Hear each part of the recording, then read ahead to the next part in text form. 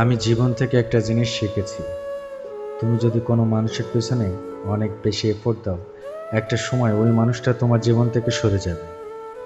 আর সে কখনো বুঝতেও পারবে না এই এফোর্টগুলো কতটা মূল্যবান ছিল। যদি সে কথা না বলেও থাকতে পারে, তাহলে হয়তো সে তোমাকে ভুলেও যেতে পারে, তাই না?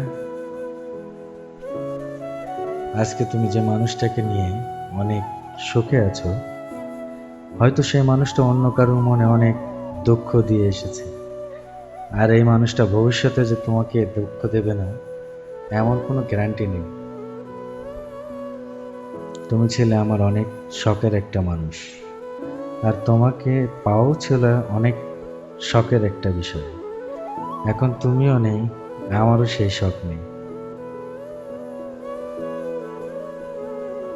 যদি কখনো সময় পাও, একটু ভেবে দেখো আমি কেন তোমাকে নিয়ে এত বেশি দুশ্চিন্তা করতাম বা এত বেশি শাসন করতাম।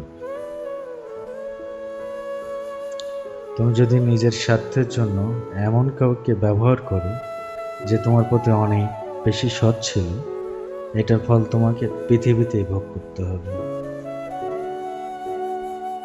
সঙ্গ তো অনেকেরই দিয়েছিলাম, তবে শেষ মুহূর্ত পর্যন্ত কেউই পাশে থাকেনি।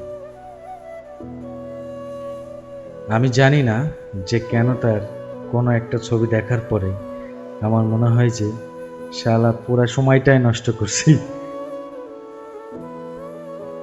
ওই যে একটা কথা আছে না, যে যার দুঃখ প্রকাশ করার কোনো জায়গা নেই, তার রাত জায়গা ছাড়া কোনো উপায় নেই। আমার মনে করো জীবনটা ওই রকম।